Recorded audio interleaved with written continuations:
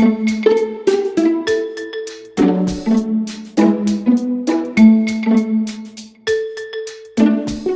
makes sense that in orthopaedic surgery we're operating on a part of your body that's under your voluntary control. So your effort as a patient, the patient's effort, makes a big difference to outcomes, whereas in other surgical disciplines, often the patient's motivation and involvement makes minimal difference to outcomes. But with orthopaedics there is this very important voluntary component, that's the way I would phrase it, a voluntary component. And that's been a frustration over the last few decades that we've been involved with orthopaedics. We've spent billions of dollars often involved in technologies that might make a fraction of a percentage difference to outcomes, whereas very little money has been spent on this important area, which all surgeons, by the way, would agree is a very important area of the patient's effort and motivation. And conversely, as a patient, I think it's reasonable to ask these questions. How well can I do without surgery? How can I best prepare for surgery? And how can I get better quickly and effectively after surgery? Those are all very reasonable things to ask. Obviously, there's been a lot of interest in the area for a long time. What has changed is our ability to measure and our ability to measure remotely in particular, especially in my practice. So traditionally, just for a bit of background, we've used what we call patient-reported outcome measurements, or PROMs, to measure how successful we are as surgeons in orthopaedic surgery. But by definition, a patient-reported outcome measurement is subjective and therefore has significant limitations in terms of reporting on those three things I mentioned, which are compliance, motivation and effort.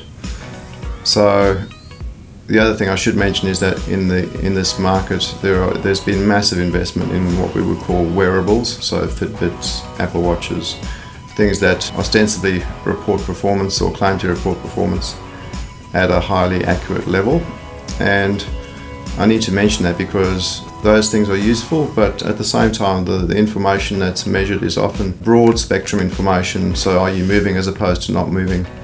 Are you breathing as opposed to not breathing? The accuracy of that information and the precision of it I would call into question. So there are very sophisticated, complex algorithms that are used to fill in the gaps which are significant in that data collection. What we have done by contrast is we've majored on precision and accuracy. So we've found what we believe is the most accurate device available in professional sport, and we've applied it to orthopaedic surgery. So we've taken something which is actually an Australian design called the Infracrank Power Meter, which is used in professional and elite cycling, and we've applied that to monitor, measure, accumulate data for patients.